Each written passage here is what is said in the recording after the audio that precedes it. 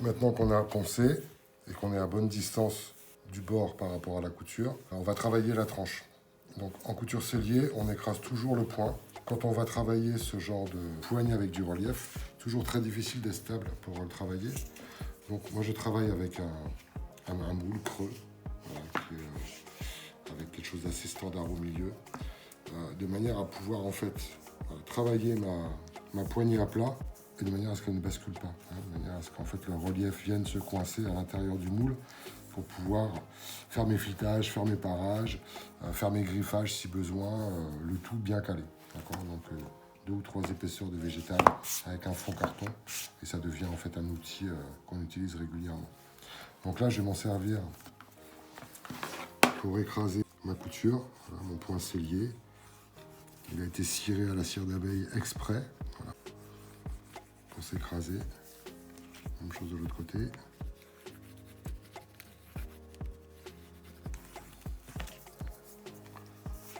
Pour le dessous, pour pas marquer, voilà, je passe plutôt mon plioir à plat comme ça sur sa tranche. Sinon, si je le passe comme ça, je risque de marquer mon cuir.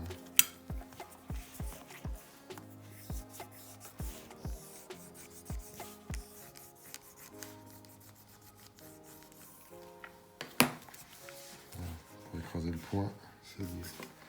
Ensuite, j'ai fileté. Donc le cuir craint un peu la chaleur. Donc j'utilise de la cire d'abeille pour graisser mon filet. Testez toujours vos températures avant, hein, vos cuirs. Et là, par précaution, voilà, pour éviter de brûler la fleur, ce qui s'est passé au début, durant le stage. Donc je mets de la cire d'abeille que j'essuie sur mon cuir. Voilà, et je viens fileter déjà mon dessous.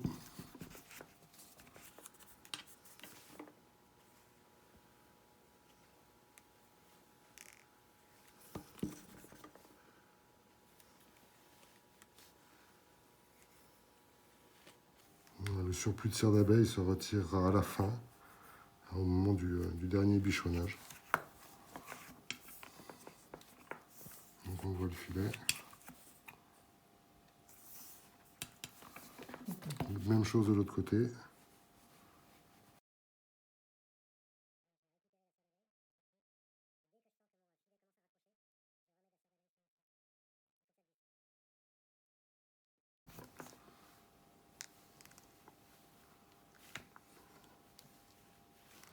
Et pour finir, sans m'arrêter, j'uniformise mon filet jusqu'au bout. Je remonte légèrement sur mes chapeaux.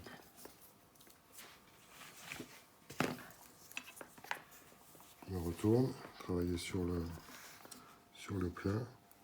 Et même chose sur les côtés. Même chose sur la partie dessus. Une fois que vous avez un cuir végétal bien imbibé, vous n'avez plus forcément besoin de venir rechercher de la cire. Le simple fait de venir passer sur votre cuir imbibé de cire suffira à huiler votre filet. Je viens faire mon raccord par rapport aux chapes.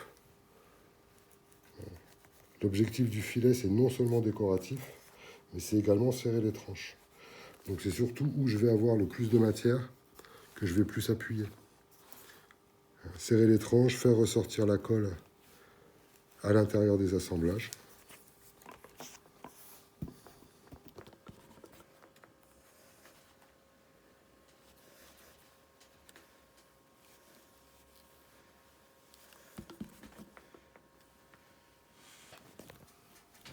Voilà, un filetage mécanique ou un filetage à froid par emporte-pièce ne remplacera jamais un filet double fait à chaud par pression, une pression contrôlée en fonction des assemblages. Et c'est la meilleure manière de connaître la matière que de la travailler de cette manière. Une couture main, un filetage main. Mon filet est marqué, régulier tout le long. Là, on choisit bien en fait la largeur de filet par rapport à la largeur de couture. Là, on a quand même une poignée qui est assez large. J'avais laissé assez de marge, donc un filet de 2,5. correspond très bien à ce genre de largeur. Voilà. Il n'est pas collé complètement à ma couture. J'ai un petit espace entre la couture, ce qui fait qu'on voit bien voilà, les différentes décorations. Filet, espace, couture, le relief juste à côté. Pour avoir une belle fabrication cellier maroquiné. Maintenant, on va passer au ponçage. Donc pour le ponçage, papier de verre 180, 200, 240 minimum. À partir du moment où vous avez une bonne surcoupe et du cuir de qualité, il n'y a pas forcément besoin d'avoir de gros grains. On commence toujours, comme le filetage, par le dessous, et ensuite on fait le dessus. Donc ma technique que j'utilise, c'est qu'en fait, j'utilise un papier de verre que je plie en deux, être le plus souple possible, et en fait je vais faire toujours le même geste avec la main. J'attaque par l'arête, ici, de manière à commencer à arrondir mon attranche. Donc l'arête, c'est ce qu'on appelle la quart, d'accord ? Comme la quart d'un ski, par exemple, hein, c'est la partie coupante. Donc cette partie coupante, cette quart, je dois la casser, l'arrondir, pour qu'elle soit agréable à la main, de manière à avoir quelque chose, une tranche qui soit galbée. Donc il ne faut pas non plus trop attaquer, sinon, surtout si on fait des teintures qui sont tranchées, la teinture va trop remonter sur le cuir dessus. Donc c'est vraiment casser l'arête de l'angle de la tranche, casser l'arête de la tranche, la quart, et l'arrondir. Et donc je vais prendre cette quart. Ici, mon geste est toujours le même, d'accord? Assez souple, je n'appuie pas, mais c'est ma pièce qui va tourner progressivement. Donc j'ai une rotation du poignet ici, main gauche, et un va-et-vient, main droite. Et je viens tourner. Donc tout mon déchet, je l'amène vers l'avant en tournant. Voilà. Et une fois que je suis bloqué au taquet, j'avance un peu plus. Donc hop, je continue. Je viens reprendre plus loin. Je tourne. Et j'amène mon dépôt sur le devant. Et je progresse comme ça tout le long.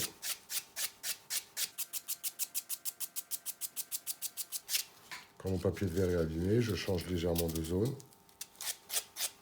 Vous l'entendez au bruit en fait. Hein. On sent quand ça gratte et on sent quand c'est trop doux. Et je ramène sur le dessus. Ici, quand on arrive, on fait très attention. Hein. Il est possible en fait de scotcher, d'enrober avec du ruban adhésif ou du sparadrap. Voilà. Vous pouvez mettre des protections pour emballer vos bijouteries, pour éviter de les rayer. Il vaut mieux prendre le temps de le faire.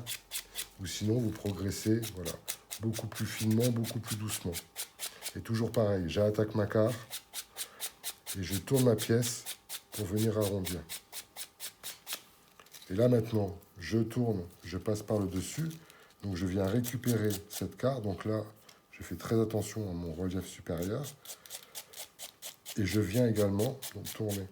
C'est-à-dire que le travail d'arrondi que j'ai fait d'un côté, je le fais de l'autre également.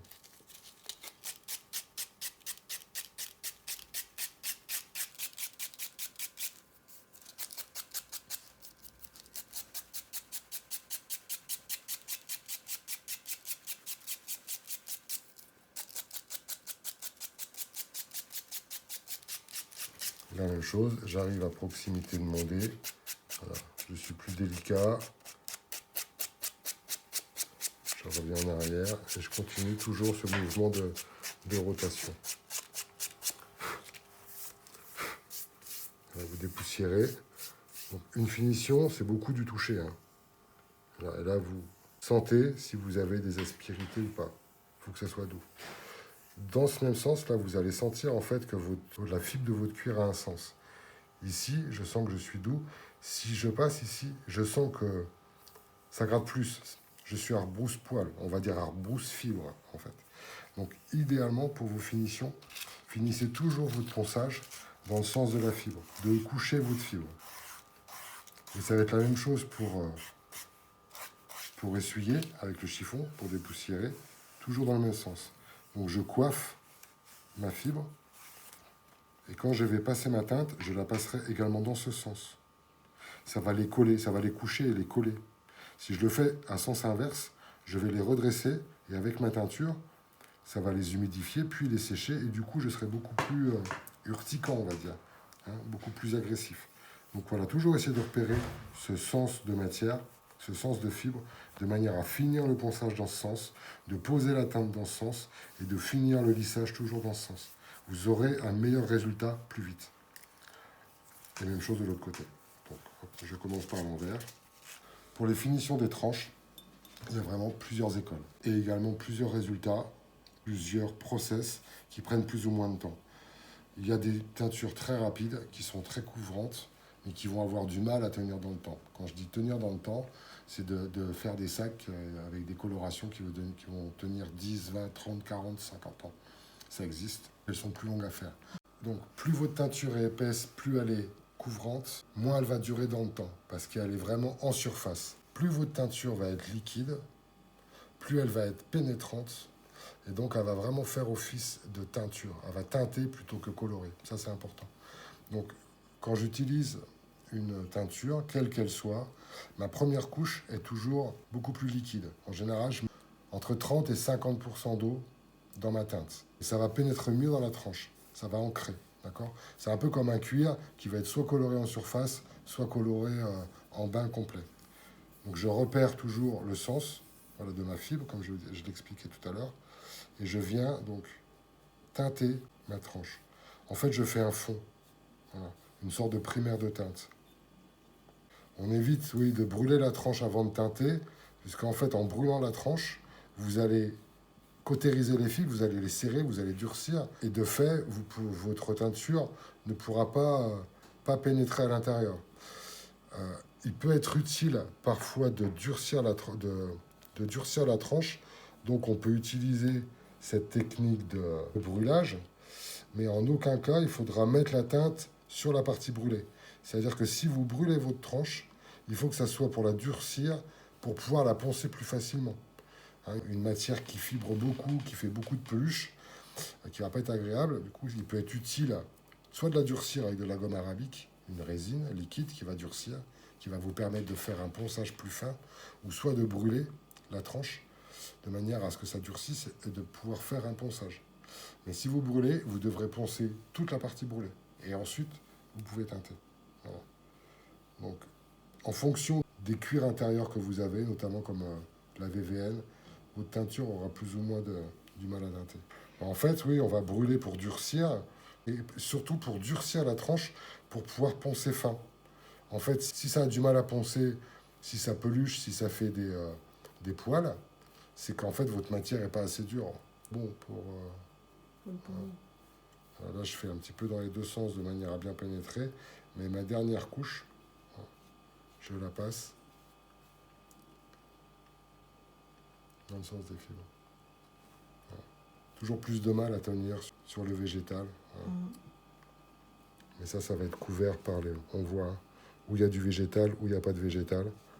Ça prend plus ou moins.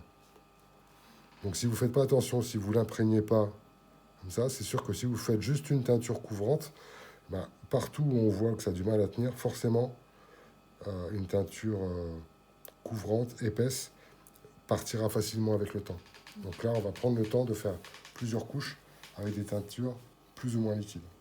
Et là, la première couche, on la laisse sécher.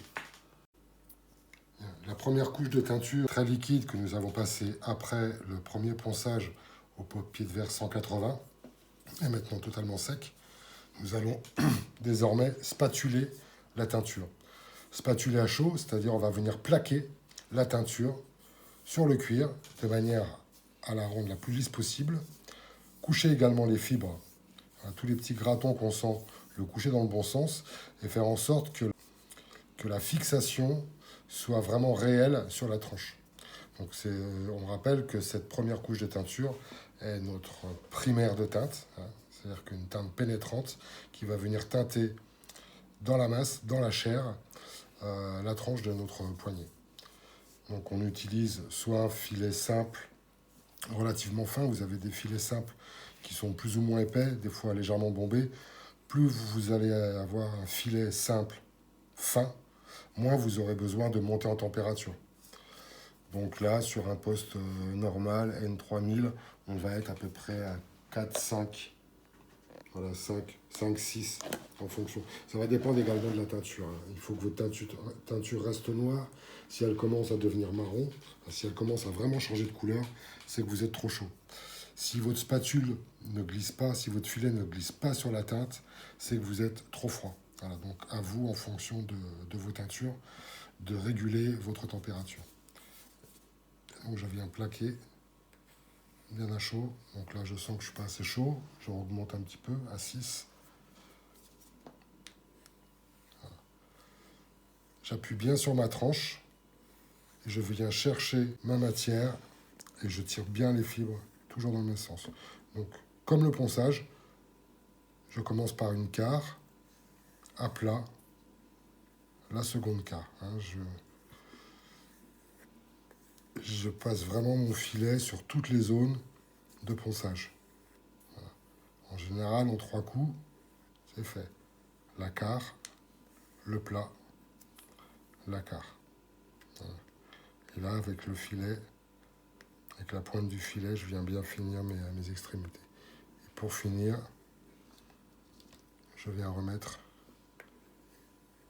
en une seule traite un coup. Et là, je passe mon doigt pour constater le résultat. Donc si vous voyez, là, en fait, hein, on a quelque chose qui est bien lisse, contrairement à ce qu'on avait avant, où on avait quelque chose qui est beaucoup plus rugueux. Je continue la même opération. Une quart, le plat, une quart, la quart, le plat. Le passage étant terminé,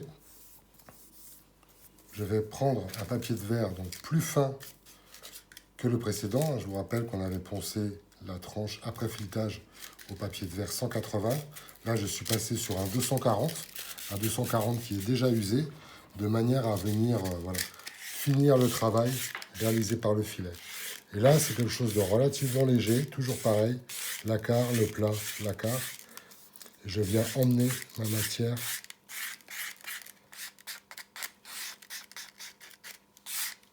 voilà, très léger.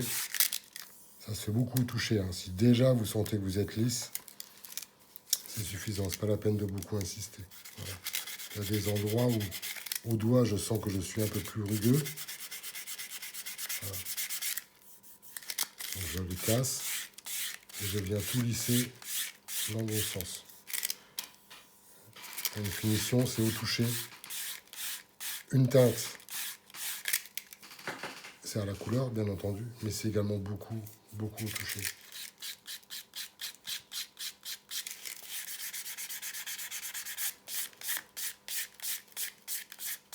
Il est possible d'utiliser pour les cuirs qui sont vraiment très denses des teintures à l'alcool qui vont pénétrer beaucoup plus profondément. Ça va beaucoup plus vite, c'est beaucoup plus durable, mais c'est également beaucoup plus dangereux puisque en cas de tache sur la fleur, ça va pénétrer et ça ne part plus jamais. Donc uniquement pour les expérimenter. Ensuite, on va passer donc une deuxième couche de teinte, cette fois beaucoup moins liquide. Donc soit la viscosité de la teinte à l'achat, soit si elle est vraiment épaisse, à vous de réguler votre viscosité. Là, il faut qu'en fait que la goutte tienne sur le pic. Contrairement à la première teinte, où j'avais du mal en fait à faire tenir la teinture, là celle-ci tient beaucoup mieux. Et là, je vais venir donc, par gravité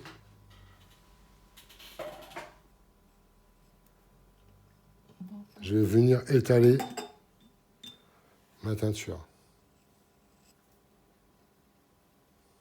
Je repars toujours un peu en arrière.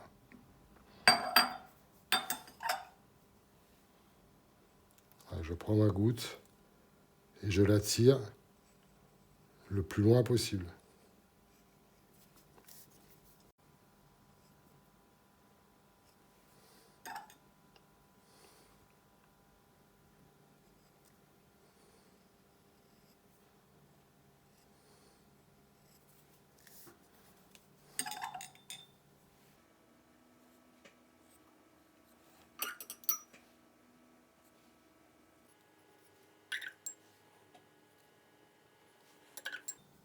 Donc vous avez différentes brillances de teinture. Hein.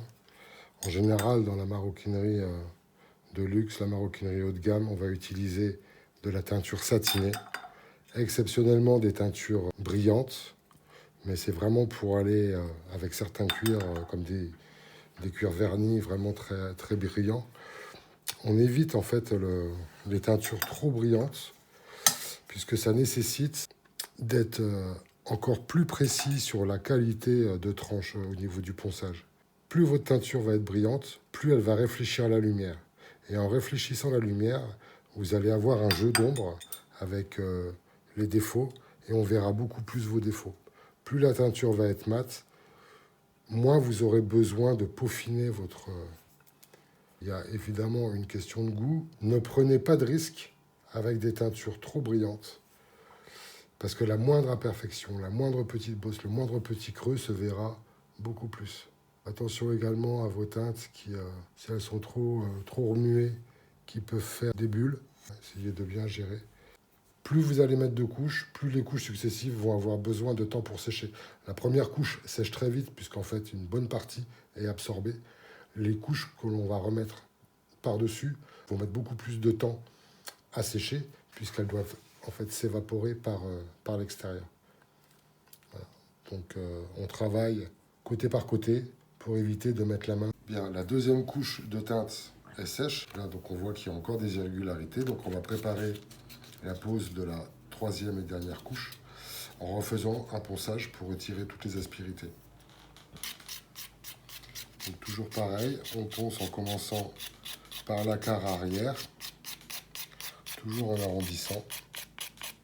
Il est important de toujours poncer entre les couches de manière à avoir une meilleure accroche des couches les unes sur les autres. Alors, on ne va pas parler forcément de ponçage, mais on va parler de casser la teinture. Et en ponçant, on va pouvoir voir qu'on obtient des strates mates et des strates brillantes. La strate brillante étant en fait la partie creuse où le papier de verre ne touche pas encore la teinture. Donc visuellement, vous saurez que votre tranche est bonne pour la dernière couche à partir du moment où vous aurez une teinte mate unifiée. Donc on va insister à chaque fois beaucoup plus sur les zones qui sont encore brillantes de manière à les remettre au même niveau que les zones autour. Voilà, une fois qu'on a fait toute la longueur en partant par le dessous, on retourne et on va faire la même chose en abacarant par le dessus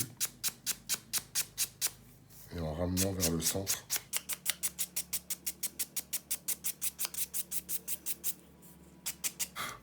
Voilà. Et maintenant, par des mouvements de va-et-vient, on va travailler toutes les zones qui sont encore brillantes.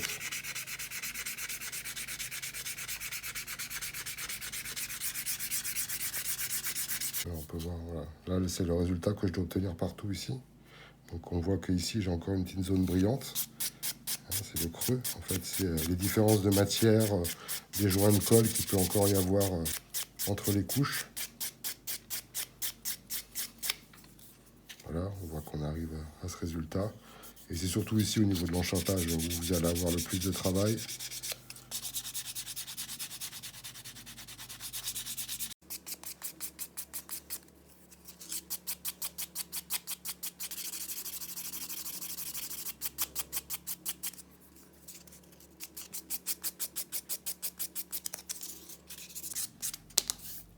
Voilà, on voit qu'on a une teinte suffisamment uniforme pour pouvoir mettre la dernière couche de teinture. Pour l'exemple, on va utiliser un autre outil, on va utiliser une roulette. Donc on travaille toujours avec la teinture plus épaisse, la deuxième, voire un petit peu plus épaisse. On va venir donc sur la roulette, récupérer de la teinture qui va se mettre dans l'écran. On va venir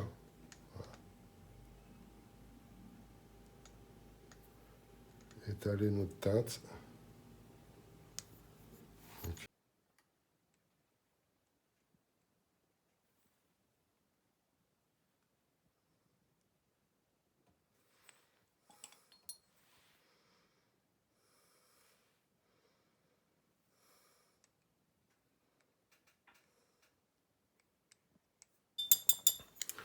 Donc on peut utiliser différents outils pour faire la teinte. Celle-ci, la roulette conique crantée, en est un autre, plus technique. Il permet d'emmener plus de réserve de teinture qu'avec une haleine. Ça fait qu'on peut faire des finitions beaucoup plus longues. On peut venir récupérer les trop-pleins là, redescendre le long de la tranche. On va le trouver chez différents fournisseurs d'outillage dédiés à la maroquinerie, ou ils peuvent être également distribués par les fabricants et distributeurs de teinture eux-mêmes. Il est bon de connaître les différents modes d'application, parce qu'en fonction des teintures que vous allez utiliser, de leur fluidité, certains outils peuvent mieux convenir pour certaines teintures que d'autres. Pour les parties les plus fines, on peut finir à la laine. Voilà, il n'y a plus qu'à laisser sécher. Bien, pour bien finir la finition, de manière à avoir quelque chose de lisse, boucher les dernières petites stries, on va utiliser en fait de la cire d'abeille qu'on va venir passer à froid sur la tranche. Avec un papier de verre que j'appelle un papier de verre encrassé. Donc c'est un papier de verre avec de la teinture et de la cire.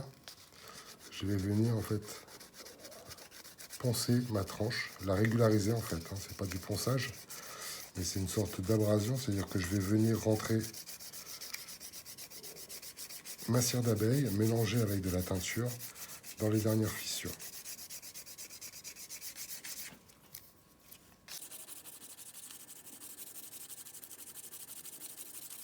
Toujours en arrondi.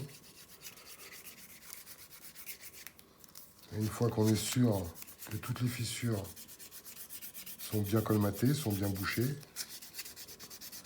j'insiste un peu plus sur certains endroits.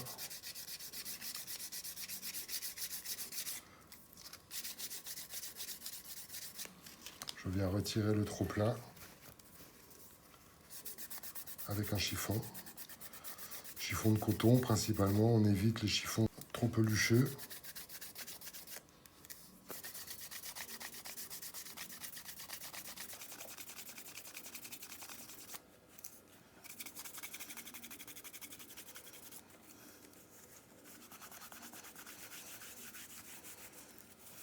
Voilà, l'objectif est d'avoir une tranche lisse et protégée. Quand on frotte, le chiffon doit rester le plus propre possible. C'est-à-dire qu'il ne doit plus dégorger.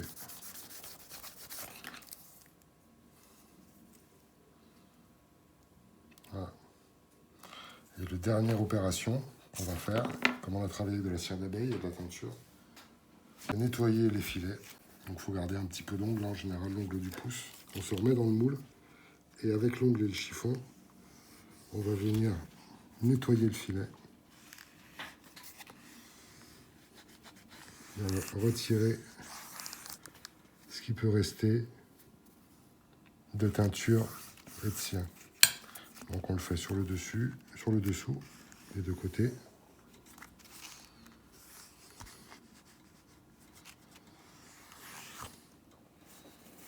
Voilà, on change de partie pour être sûr. Et sur le dessus.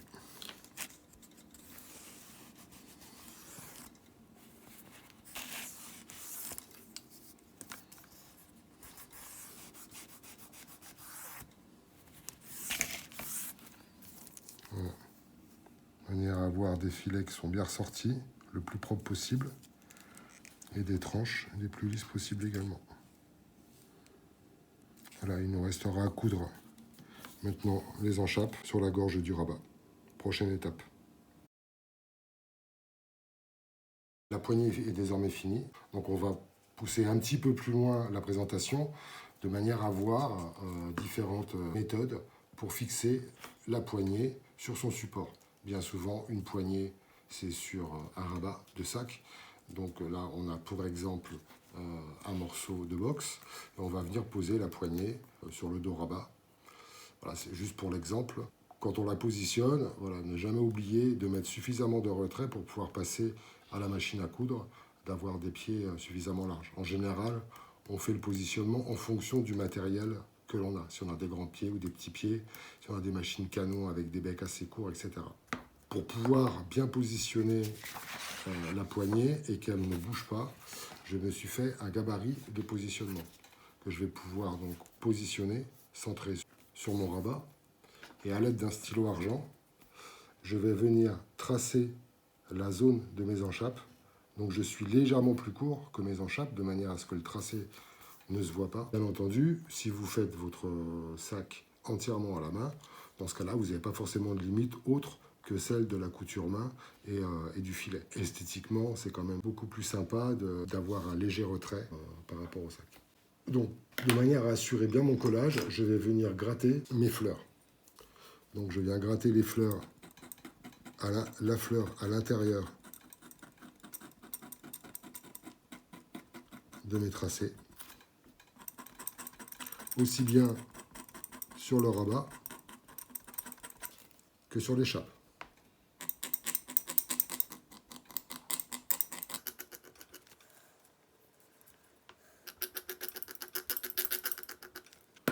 Sur ce genre de sac, et sur des cartables encore plus, on va avoir besoin de solidité. Donc bien souvent, on met une tringle métallique sous le rabat.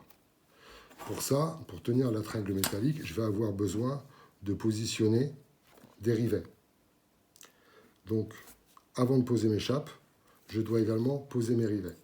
Je trace les milieux de mes chapes. Je sais que je veux positionner mes rivets à 1 cm de mes dés. Et à l'aide d'un emporte-pièce, du bon diamètre, donc par rapport à mes rivets, d'accord, bon diamètre, je vais venir percer de part en part mon rabat.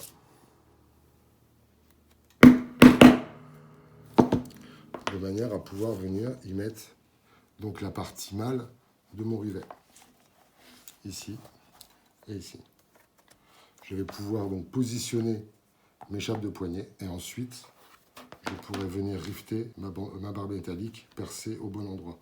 Même chose, pour pouvoir coudre ou piquer à la machine, il faudra arrêter la tringle, donc la barre métallique, à bonne distance pour pouvoir passer facilement avec les pieds presseurs de la machine à coudre ou avec votre couture main pour ne pas blesser le cuir. Si je veux bien positionner et bien coller mes chapes, je vais être gêné par la surépaisseur que crée. Je ne vais pas pouvoir travailler à plat. C'est pour ça qu'on prend au préalable un morceau de bois sur lequel on peut avoir plusieurs trous, plusieurs intercalaires en fonction des produits qu'on va faire. Utiliser toujours la même barre de bois de manière à venir positionner le rabat sur le bois pour pouvoir coller, afficher et taper les assemblages sans aucun problème. Et le travail restera à plat. Donc là, on va passer à la phase collage avec un petit temps de séchage avant l'affichage. Double encollage à la colle blanche, colle contact à l'eau, donc sur le rabat, sur les parties grattées et également sur l'échappe. Un élastique ou un fil, quelque chose en fait qui va vous permettre de tenir votre poignée pour éviter qu'elle cherche à se remettre à plat et qu'elle ne se décolle. Alors vous pouvez utiliser à nouveau le gabarit pour vous positionner, mais comme vous avez fait vos tracés, à partir du moment où vous cachez vos tracés, vous devez être bon. Voilà. Déjà la pointe, ensuite les côtés. Voilà. Je viens bien appuyer. Si vous avez un bon grattage, un bon collage, des poignées bien préparées, à la bonne distance, il ne doit pas y avoir de souci. Et je confirme au marteau mon collage.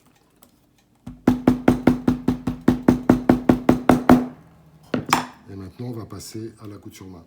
Donc la couture main, vous pouvez reconsulter, revoir si vous l'avez déjà vu, ou découvrir comment préparer une couture main avec les outils, la préparation du fil, dans la vidéo numéro 1 de donc, la réalisation d'une couture main. On va peut-être faire des petits focus sur certains points très importants, notamment comment réaliser la couture des angles, mais sinon pour le reste, c'est une couture sellier classique. Donc, on va débuter, c'est la partie la plus importante, c'est comment bien gérer l'angle ici. 2 points doubles minimum, dont un à cheval, 3 points doubles au mieux. Donc je vais commencer 1, 2, 3 ici. Et de manière à faire des beaux points, je fais directement mes 3 perforations. Je récupère mon fil qui est déjà préparé.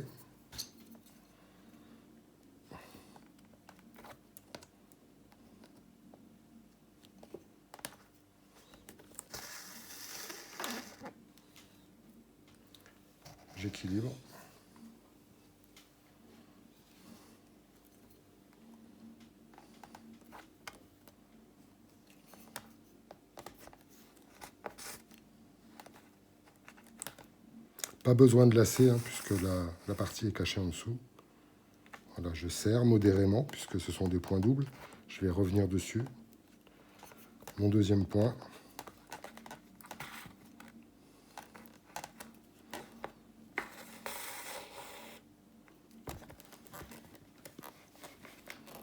Et la partie la plus critique est ici. Donc à la laine ronde, pour éviter les déchirements, je vais venir piquer dans l'angle intérieur et légèrement en biais. Pour éviter que, à l'usage, le point à cheval ne se défasse. Donc je viens bien chercher l'intérieur de l'angle de ma chape. Et du coup, mon fil va bien venir se coller ici dans l'angle. À la limite, je le récupère ici, là. Je passe en boucle dessous, de manière à ce que mon fil du dessus vienne bien plaquer mon point le plus près possible de l'angle. Et je reviens à la laine ronde sur mes 3 points. Voilà, j'hésite pas à le guider, qui se positionne bien le plus près possible de l'intérieur de la chape. Je serre modérément pour pas abîmer ma finition. Et ensuite, après, on est sur une couture sellier classique.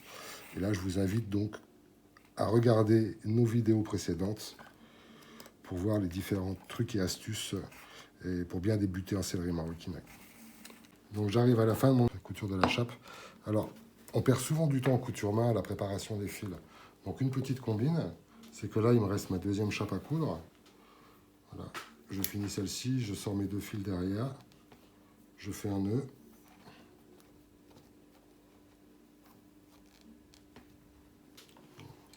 Je coupe mon fil que je collerai le long de la couture. Et là, je garde mes 2 fils, je les rééquilibre. Je fais un nœud commun. Et du coup, je me retrouve avec une demi-brassée qui suffira pour coudre la deuxième chape. Et je positionne mon nœud, bien entendu, en dessous. Donc, même travail. Je recommence 1, 2, 3 points. Et je fais mes pré-trous d'avance. 1, 2, 3.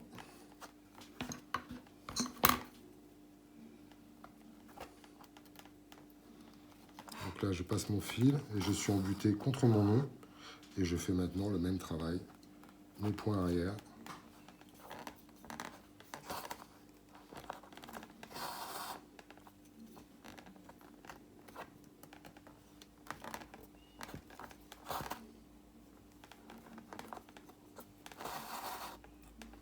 La gestion de mon point à cheval, toujours à la laine ronde, bien dans l'angle intérieur, légèrement en biais.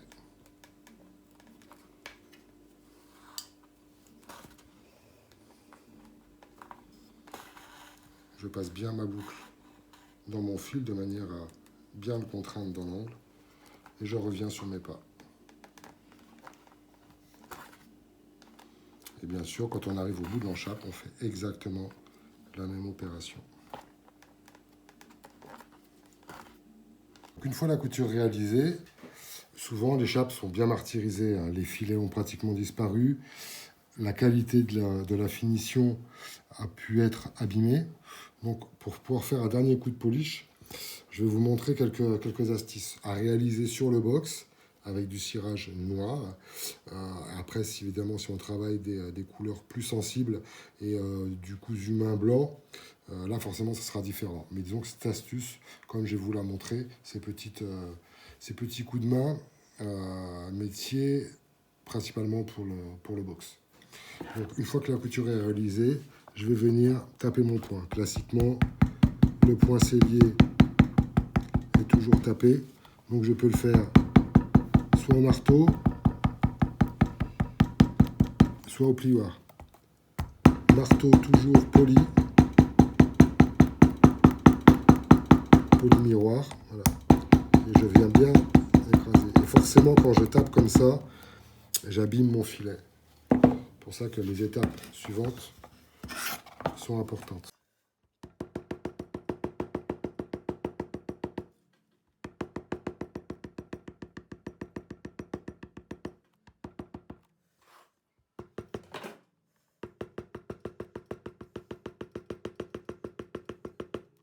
Si vous ne vous sentez pas suffisamment à l'aise avec le marteau, on peut travailler également donc à la lissette ou au plioir. Bien appuyé.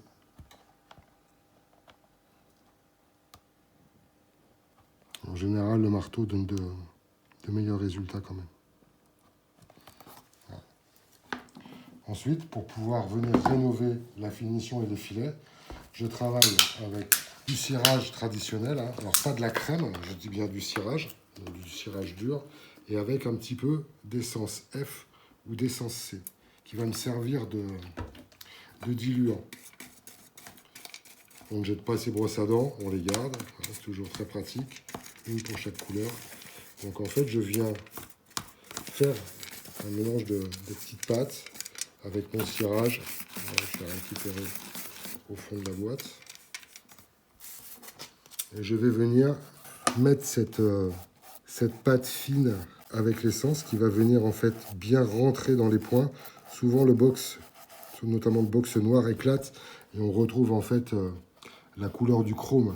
Ici, hein, on est sur un cuir qui n'est pas tranché, qui n'est pas teinté dans la masse. Donc forcément, quand vous cousez à la main, vous pouvez avoir des impacts de blanc.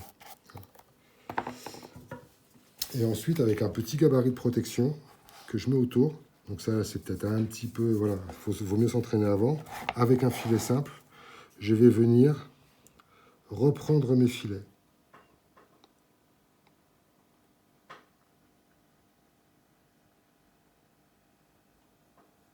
Donc, auparavant, filet double. Et là, je viens les recreuser.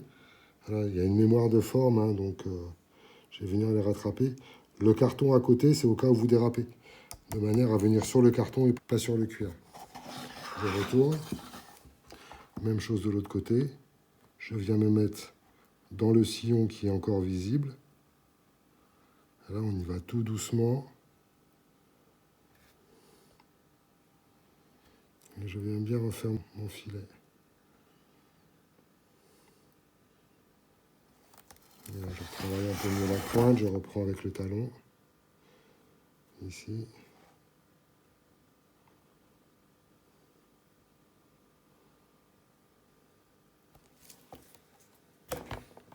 Je vais profiter de mon cirage pour venir avec mon chiffon en coton, hein, ou votre chiffon encrassé, celui qui a servi à faire votre finition, à venir reprendre les finitions, donc légèrement avec l'ongle là.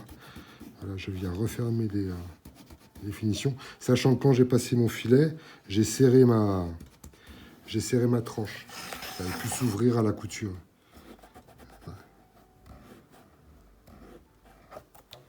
Donc je viens caresser ma colo et ensuite, avec l'ongle du pouce, je viens nettoyer le filet. Et là, j'espère que vous voyez avec la vidéo, on voit mon filet qui est bien revenu, qui est bien recreusé. Là, je retire le trop-plein de cirage.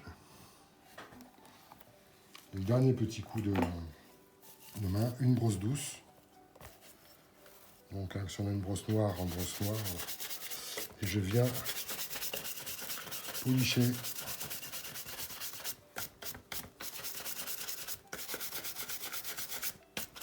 ma chape. Voilà, de manière à redonner de la brillance. La brillance va me permettre en fait de redonner de l'éclat et de bien ressortir tous les reliefs. J'hésite pas à venir avec les poils bien sous la chape.